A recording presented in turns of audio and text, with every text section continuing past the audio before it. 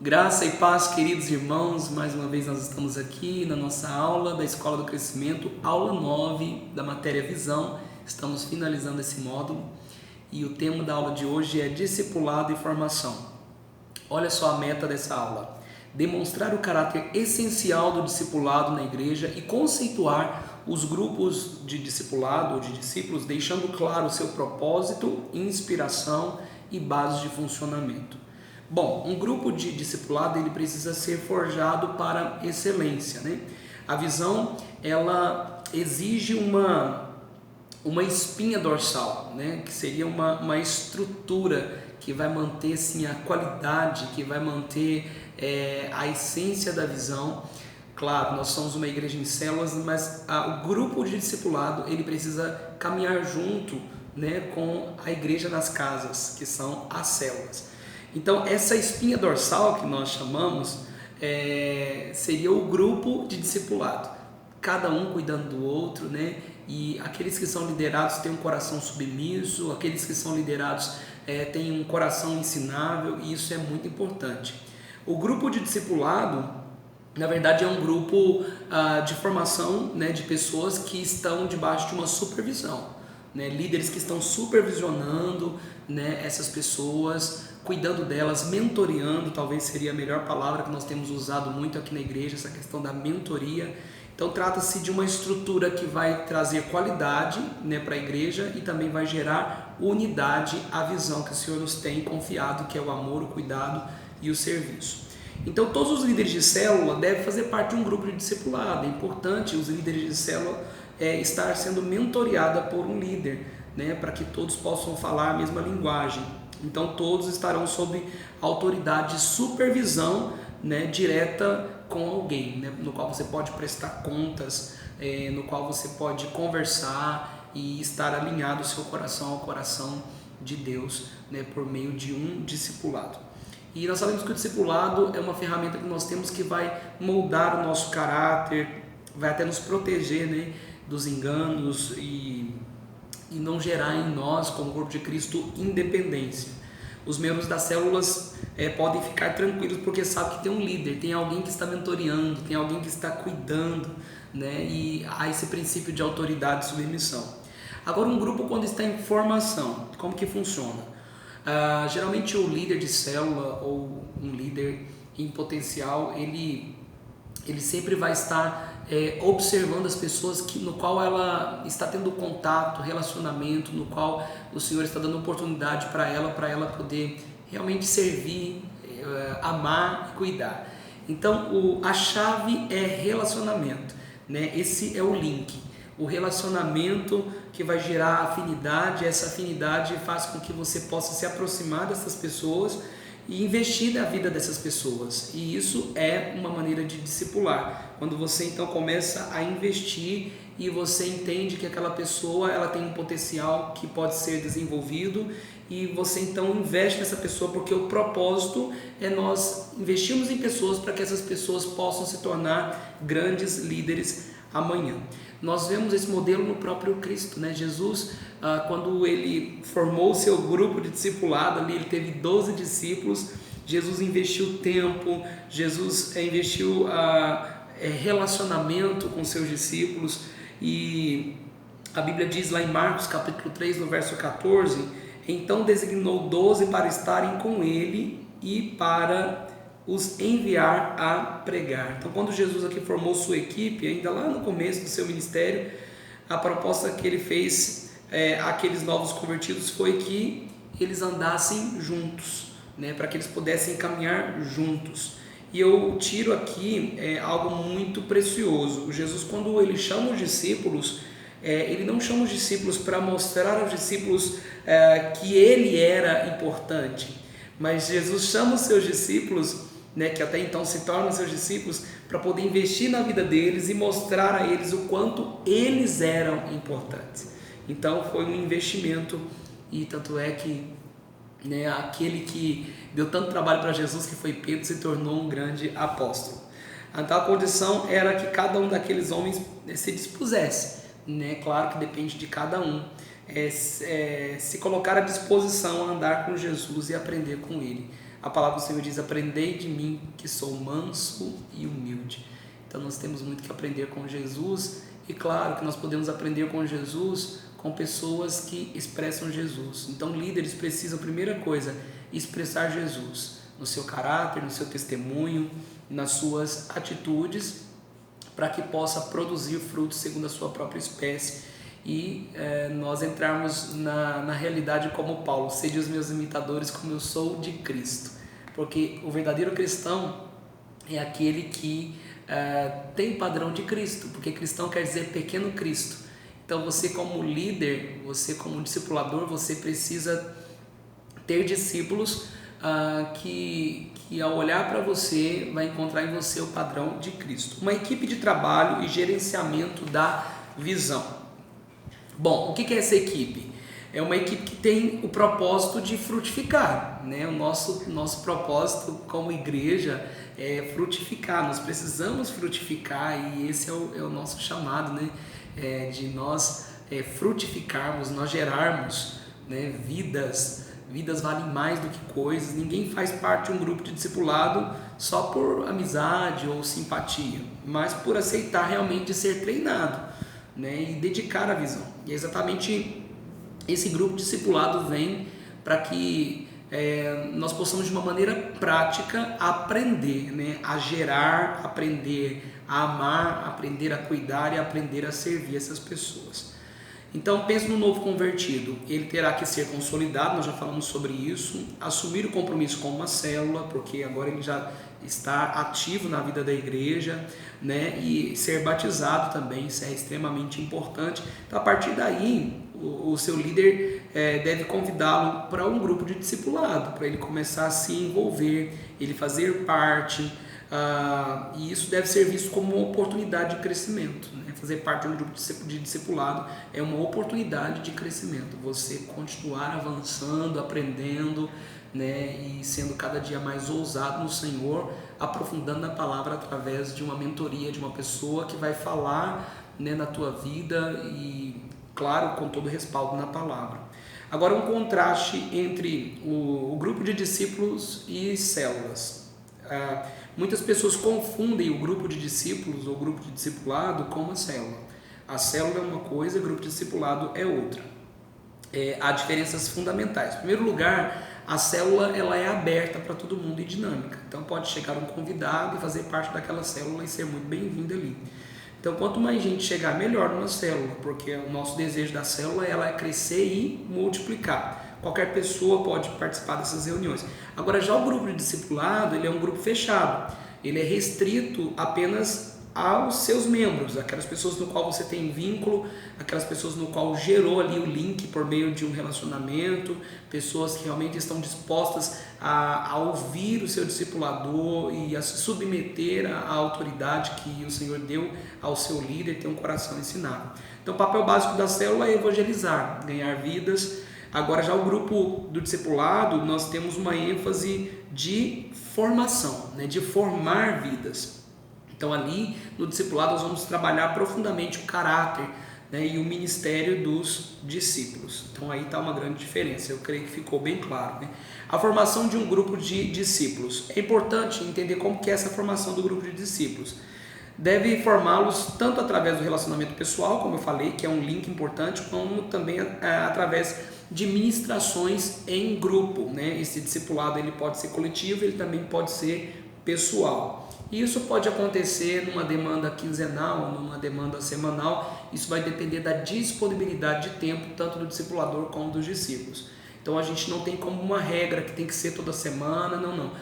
Cada discipulador vai ver a necessidade do seu grupo e trabalhar isso de maneira que houver necessidade, mas é claro também que não pode se omitir. A partir do momento que tem um grupo discipulado, você não pode a cada 3 meses marcar uma reunião, não. Precisa ser algo assim permanente, aquele cuidado permanente, isso é importante. Deve também incentivar, né, os seus discípulos que eles façam a escola do crescimento, que é extremamente importante, no qual você hoje está fazendo, né, para que eles se formem, porque o objetivo do discipulado também é estimular os discípulos para que possam abrir as suas próprias células, levantar os seus próprios grupos de discipulado e que esse processo possa se repetir, né, nas próximas gerações, possa se multiplicar. E aí nós temos uma igreja quantitativa e qualitativa, né? Teremos um grande número em quantidade de pessoas, mas também, mesmo sendo em grande quantidade, com também tamanha qualidade, porque todos estarão cuidando de todos, no amor, no cuidado, no serviço.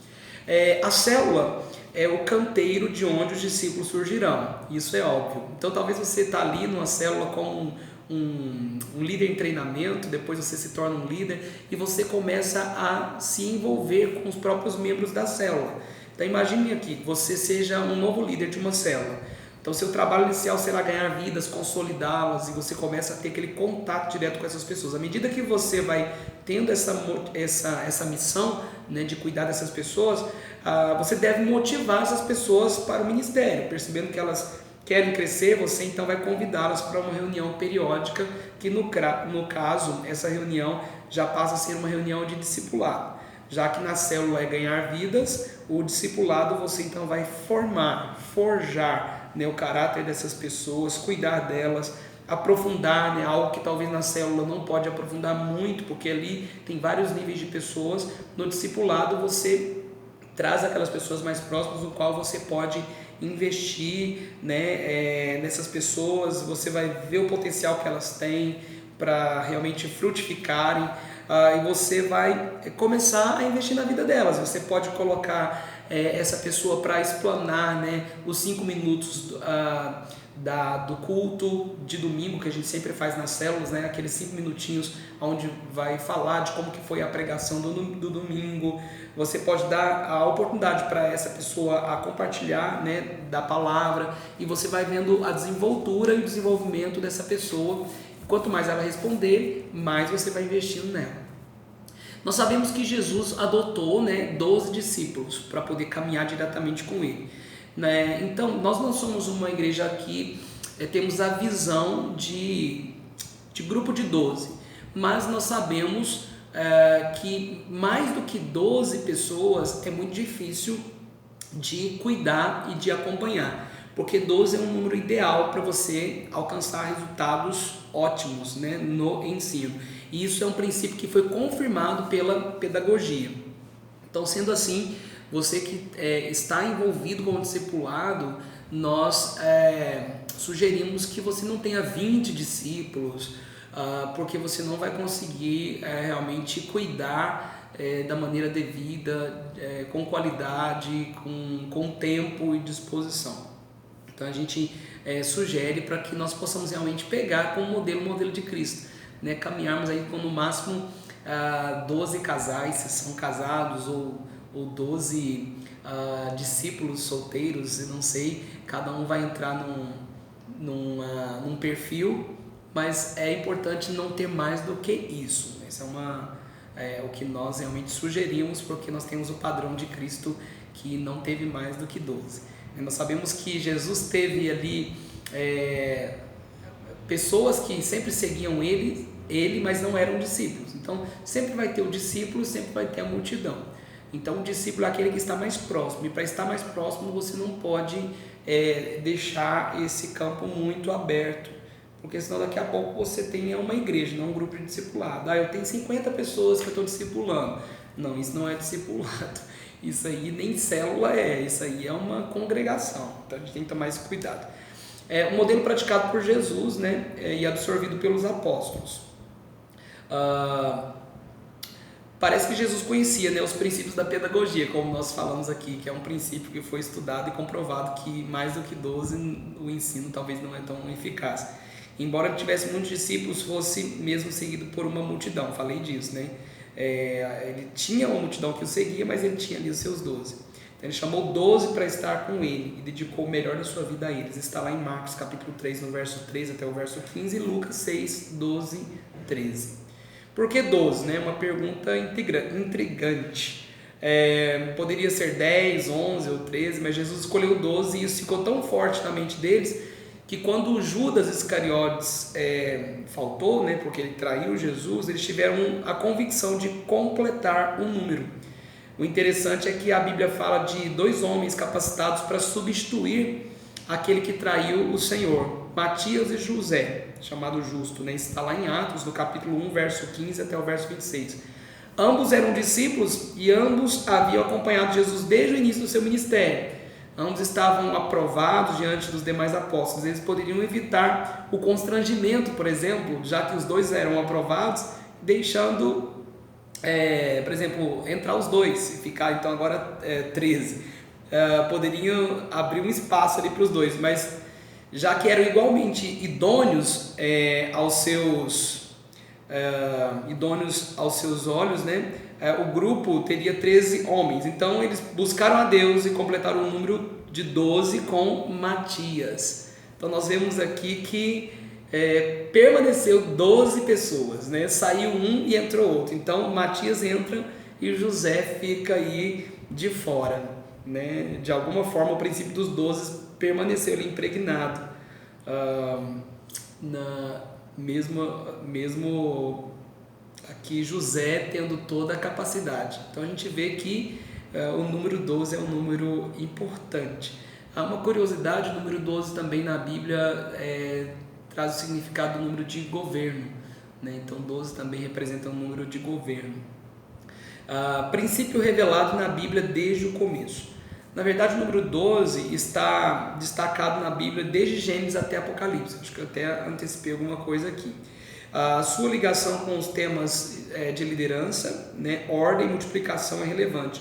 Desde o princípio, Deus estabeleceu o sol para governar o dia e a lua para governar a noite, cada um com 12 horas. Olha só, curiosidade. Na sua soberania, ele distribuiu o ano em 12 meses. O Senhor fez uma aliança com Abraão, prometendo que a sua descendência herdaria a terra de Canaã e multiplicaria como as estrelas dos céus. Gênesis 12, de 1 a 4 e Gênesis 15, verso 5. Essa promessa não se cumpriu até que Jacó teve 12 filhos, que deram origem a 12 tribos, que finalmente vieram a compor uma grande nação. Está em Gênesis 35, verso 22, e você encontra também no livro de Êxodo, capítulo 1, de verso 1 até o verso 7. Uma revelação que precisa ser discernida no Espírito, né? Agora nós estamos chegando na parte final. Nós podemos fazer dessa percepção uma doutrina e muito menos um dogma, né? Na verdade, não podemos fazer dessa percepção uma doutrina e muito menos um dogma.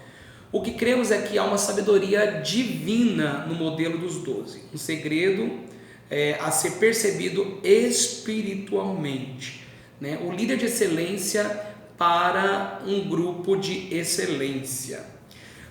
O líder de excelência, ele vai produzir resultados excelentes, né? Isso é óbvio, no cuidado, no amor e no serviço. Relacionamento e formação. Nós temos aqui alguns pontos importantes. Primeiro, relacionamento e formação. O que se espera de um líder é que ele tenha bom relacionamento com seus discípulos, né? E andar no modelo de Jesus. Está lá em 1 Coríntios capítulo 11, verso 1. Uma supervisão, né? Ele precisa supervisionar, ele precisa orientar, né? Trazer direção aos seus discípulos, de como caminhar, né? De como proceder, e ele precisa ser um testemunho, uma referência para os seus discípulos. Transmissão fiel da visão, né? Todos precisam trabalhar debaixo de uma unção que Deus deu aos seus pastores. Então, na mesma unção, debaixo da mesma visão, debaixo da mesma linguagem, da mesma missão, que é o amar, cuidar e servir. A base do seu ministério é a mesma que Deus usou, né, para transferir a autoridade de Moisés para os 70 anciãos. Ele disse: então descerei e ali falarei contigo, tirarei do espírito que está sobre ti e o porei sobre eles, e contigo levarão a carga do povo, para que não leves tu somente. Está em Números capítulo 11, verso 17. Então eles ministram debaixo de autoridade. Então você está debaixo de autoridade, debaixo de submissão. Autoridade e submissão não pode ser desvinculado. Conquista de gerações, né? Um líder de discipulado, um líder de um grupo de discipulado, não será autoridade apenas sobre os seus discípulos direto. Ele também terá autoridade sobre a sua rede de líderes, né? Porque vai acabar virando uma cadeia de líderes ao seu cuidado. Então, um exemplo prático aqui: eu tenho uma célula Então, desta célula eu vou ter discípulos. Então, dos discípulos, desses discípulos que eu tenho, eles vão formar outros discípulos, né? E esses discípulos eles vão se tornar líderes. E esses líderes vão abrir outras células. E outras células terão novos líderes, novos discípulos. E essa cadeia é uma cadeia interminável.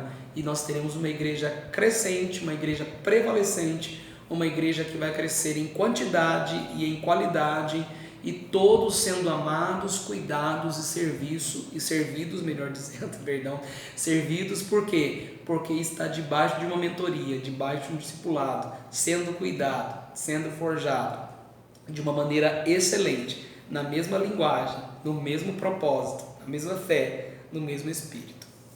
Espero que possa aqui ter contribuído com vocês nesta aula. É uma aula prática, uma aula, como que eu posso dizer, curta, porém com muitas riquezas, porque se nós levarmos realmente o grupo de discipulado e entendermos que se nós tivermos um coração ensinável, nós vamos ir muito longe. E nós entendemos que quando nós estamos debaixo de autoridade e temos o princípio de submissão e obediência, nós nos encontramos resguardados. Então você percebe que você será um grande líder se você realmente for um excelente discípulo e você ter um coração ensinável para ser liderado, ser exortado em amor se necessário for, para que lá na frente você possa ter autoridade para poder ensinar outras pessoas também, porque você passou pelo trilho da liderança, do discipulado e da submissão.